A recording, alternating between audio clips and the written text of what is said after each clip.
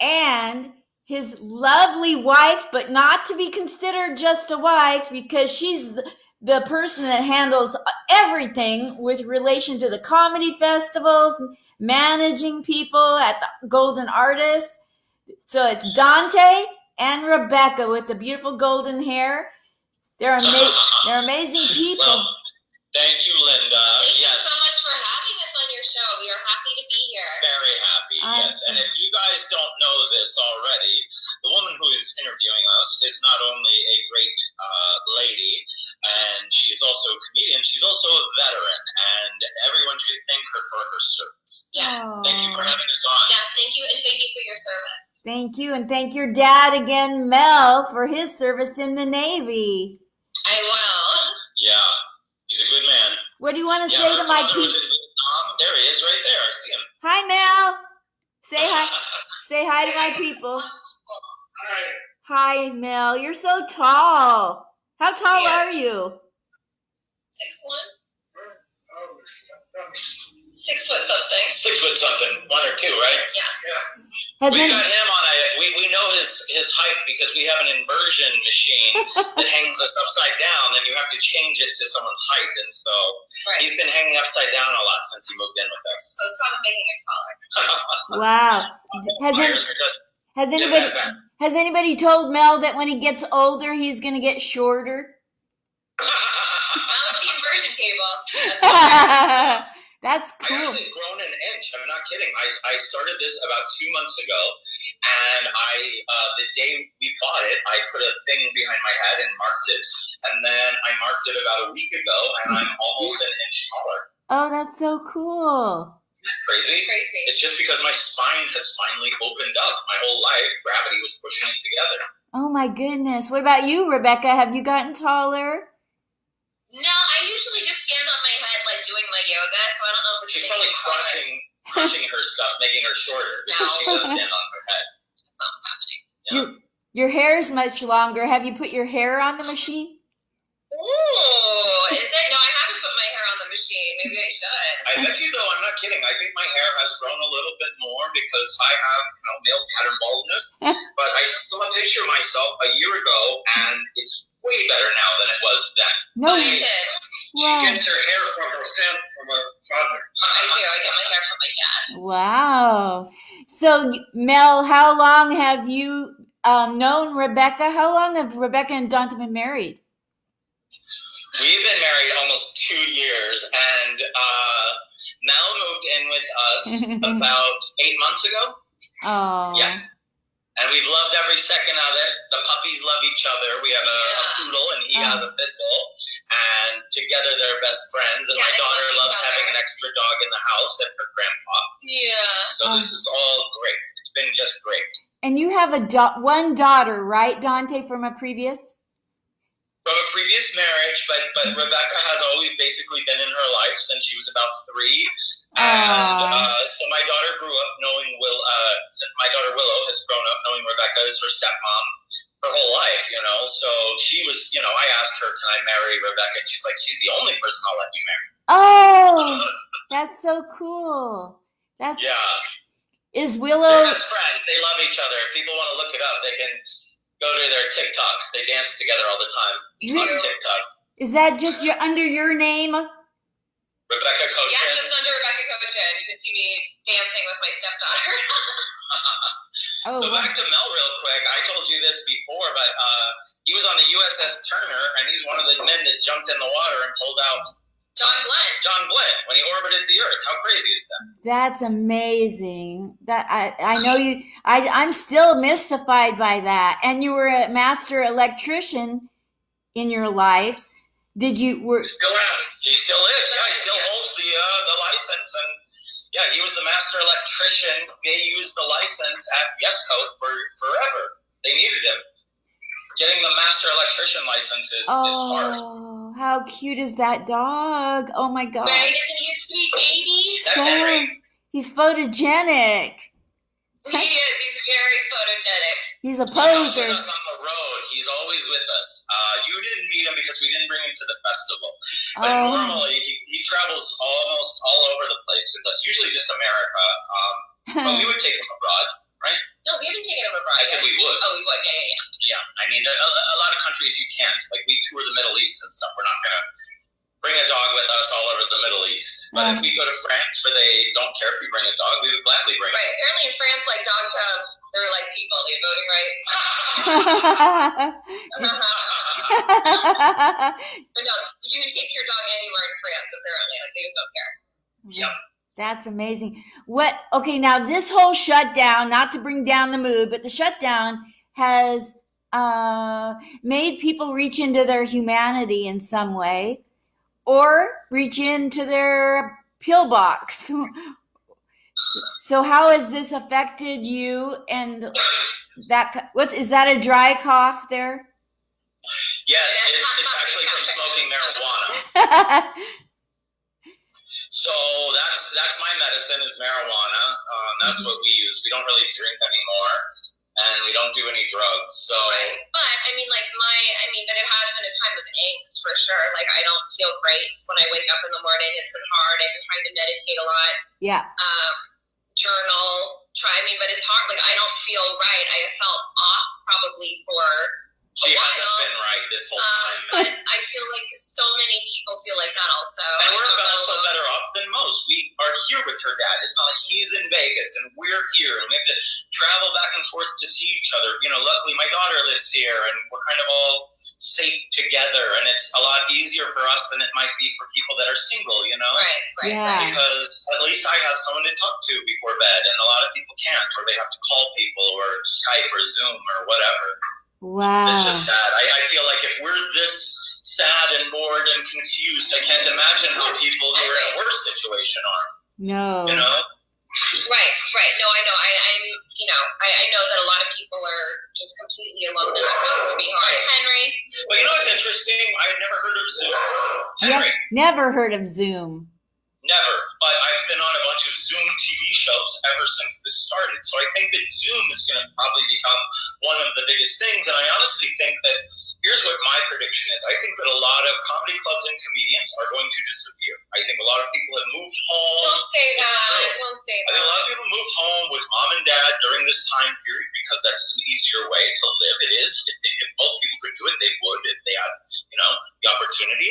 But I think a lot of comics are going home to be with their families, and they'll realize, hey, I can't afford to move back to LA or whatever, and so they'll just stop, or they'll do comedy just in Kansas or whatever, and we're going to lose a lot of people, and we're also going to find that there's new money out there, and people are going to quit their jobs. They're going to go, hey, I make $150 a day on Zoom. Why would I go back to Starbucks? Right. Yeah, it's going to change everything. Things are never going to be exactly the same again, but that's okay. That's just the way it is, right? Yes, it's going to change a lot, you guys. It's going to change a lot. I know a couple. I've interviewed 3 comedy club owners, and they're all scrambling to figure out how to keep it going. Right. Yeah, it's interesting. So many comedy clubs, I see them posting that they're selling groceries, or they still have the bar open, or you know what I mean? Weird stuff like that. Yeah. Yeah. Haha Cafe, or no, there's Flappers. I saw that they have like a grocery store. It's probably all the food that they Produce, right in their storage. So now they're selling eggs and milk and whatever else. Henry. Yes. I've gotten 2 schools of thought, so I want to ask you both. 2 schools of thought on whether or not they think that this is going to be funny topic after the shutdown, the whole pandemic, if that's going to be good for a good topic or not. Yeah, of course. I don't know. Look, people had jokes about 9/11 day one. Was it appropriate? Yeah. No. But were they funny 2 weeks later? Probably. Because day one, whoever says those jokes, those are the people who want to take the risk and seem like risk takers. And, here's the difference between the two things. 9/11, we were all attacked. This is a sickness. You know what I mean? Yeah. When you get attacked, that's totally different than people getting ill. And so I think that, since we were not attacked, I think people will make jokes. And I think people will make a lot of political jokes because we're in a political year. Yes. And they will be blaming, people for not taking care of this situation in time. And that will cause infighting, between comedians and, Yes. I mean, we are pop culture. Yeah. Like a lot of people don't post things that are political on their pages. I have lots of family that would never post anything political because they don't want to ruin friendships. I don't either. I'm not out to ruin friendships, but I feel a responsibility as someone who has some fame. I'm not the most famous person, but I have fans, and fans do sometimes change their minds when someone that they like gives them a piece of advice. And so I do put my politics out there, and I'm proud of that because I feel like even if I lose money, even if some booker out there goes, well, I'm not going to book him because he doesn't like Trump or whatever, so what? Why would I want to work for that booker in the first place if he's judging me on who I vote for? Because most bookers should know that most comics are very liberal. And so if they love Trump and comics come to their club, 90% are probably not going to like Trump. Right, and a lot of club owners are Trump supporters, you know what I mean? Yes. Most are. Right, so they've already gotten used to dealing with super liberal comics, you know what I mean? Like, it's nothing new. But I also feel like we're already, like you brought up the difference between this and 9/11, like you're already seeing people making funny corona memes, like people have been doing that for weeks, like we're already laughing about it in a way to try to make ourselves feel better. And people aren't like, how dare you be making this corona meme, you know what I mean? Like we're not seeing a lot of that. So, I mean, I'm sure if like bodies start piling up in the streets in America, we'll feel differently. Which they are in New York. We're just not seeing it here. And, part of the problem is in the old days, we all watched the same TV shows. We all watched the same news. So we all had the same information. Today, no one watches things. We don't even have television, honestly, at our house. We have televisions, and we watch Netflix, and this is not, we're not watching the news anymore. Right. We have to, go to BBC America on our phone and watch whatever the news stories of the day are, or Al Jazeera, or wherever. Wherever the news sources are.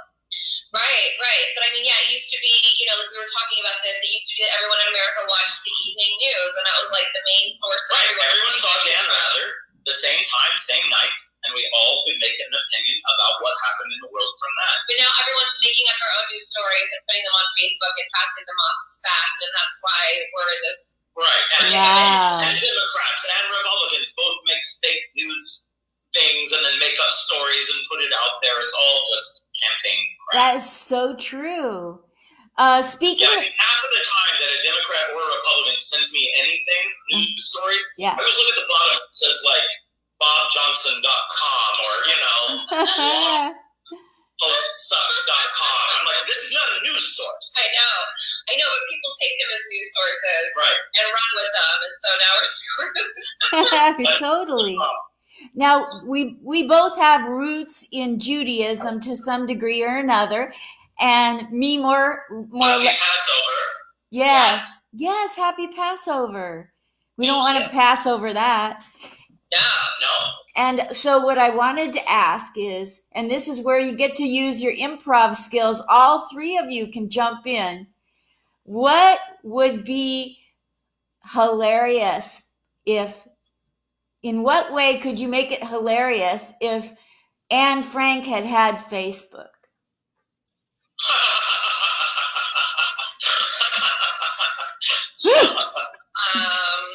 Let's see. That is funny. Like what sort of hashtags would Anne Frank use? Yeah, there you go. I don't know, but her book would be full of emojis. Hashtag bored. Hashtag Hitler sucks. Hashtag Hitler's a meanie. Oh my gosh. Hashtag Jews forever. I can. When I start feeling down about this, I think about poor little Anne Frank, and she didn't have electricity running. I mean, I literally think about her. I know, it's terrifying. Right.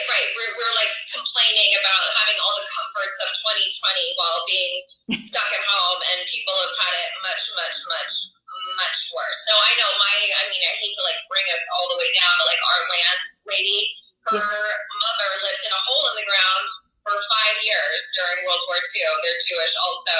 Wow. And I'm like, we don't have any problems, People have gone through a lot worse than this, that's for sure. Yes, exactly.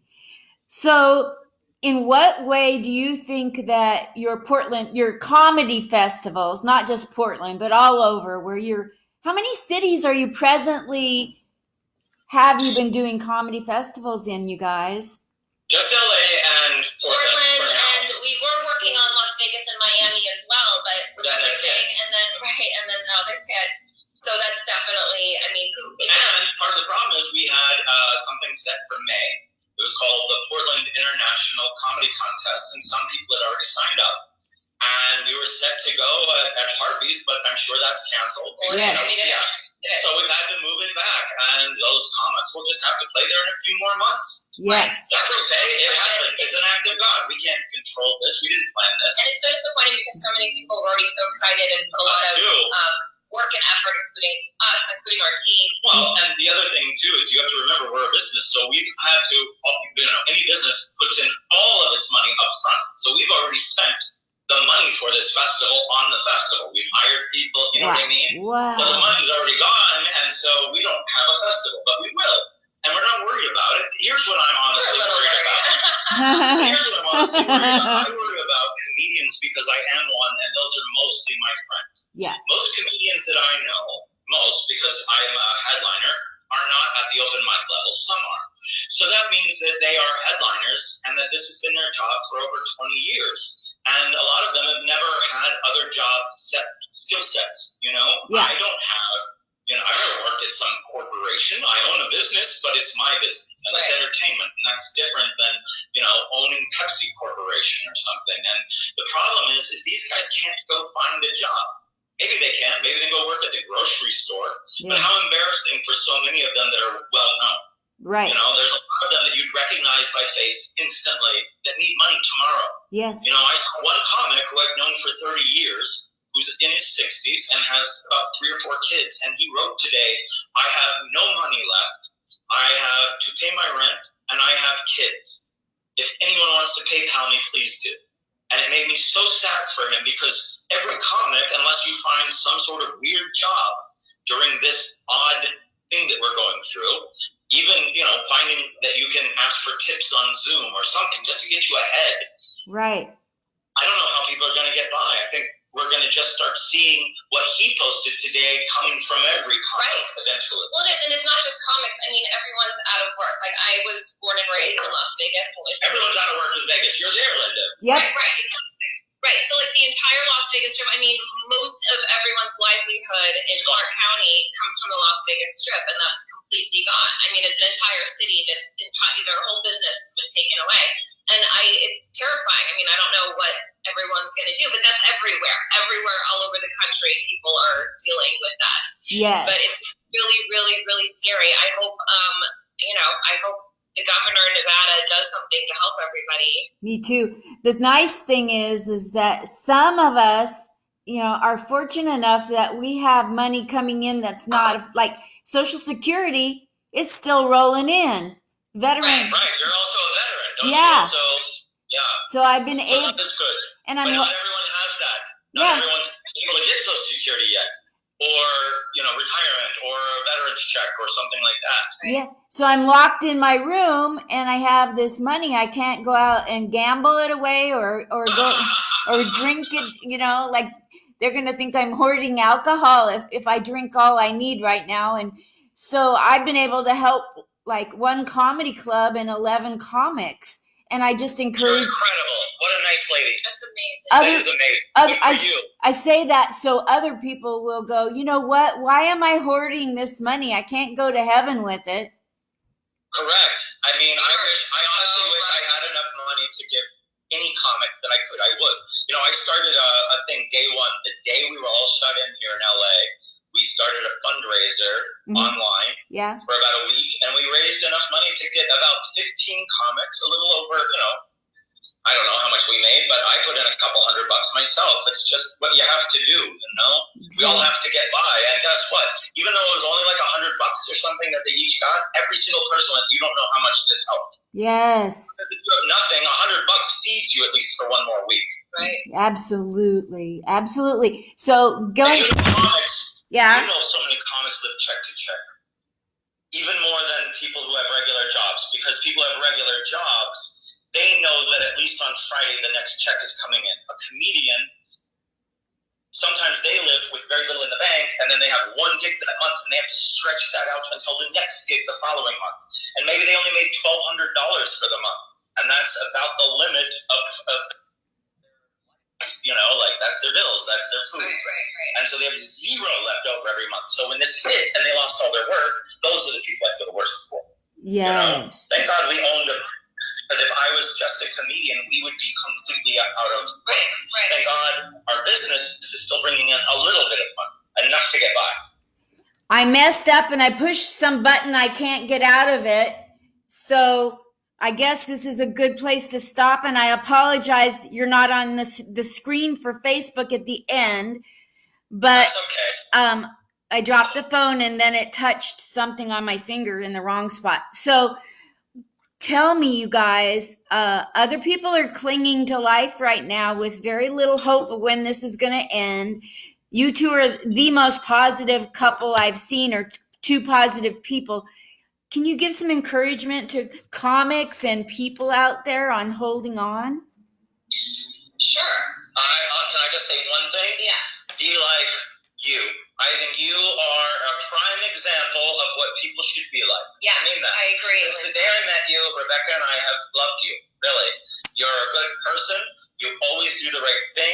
You're always charitable. You are just always have a smile on your face. You always go out of your way for others. I like you from the second I met you behind the back of Harvey's. Right. At Harvey's. I actually met you at your table, sitting at your table while I was watching my wife on stage. I remember very clearly. You were at that one back table by yourself. Yes, that's right. That was my spot. Yeah. But guess what? You are an exceptional human being, and we couldn't be happier to know you. And I'm not just saying that. Go watch any other interview. We don't brag about people like this. You're just one of those people. You're one of those people that anytime you hear your name, everyone gets a smile on their face. And that's what we should all try to be. Thank you so much. Most of my life, I was raised to lie, cheat, and steal. And when I realized it was wrong, it's so much nicer being on this end of the fence. Yeah, isn't it? I like being good. I don't like being bad, Yeah. I remember I lied to a girl in high school, and it broke my heart, and we broke up, and I just said to myself, why did I lie to her? What was the point of lying to anyone? And then I just stopped lying. And then when I met Rebecca, and she was so honest, I was like, this woman is like me. She told me the truth even when it hurt. I was like, I love that about her. Yes. Always love the truth. Always be a good person. Yes. Thank you so much. And everybody go to the beginning of this, because their faces and their dog and Mel, Dante's father, are all... Rebecca's father. I'm sorry. Rebecca's father. Mel, sorry. That's all right? Okay. You didn't mess anything up. Thank you. We think you are great. We will be on any shows you ever do. And we were so happy to be on this with you today. Thank you so much. I'll check back with you if this thing continues, because people will need you again. Please do. We just think you're wonderful. Yeah. Everyone go be like Linda. Thank you, you guys. I love you to death. Bye. Bye. We love you too. Love you too.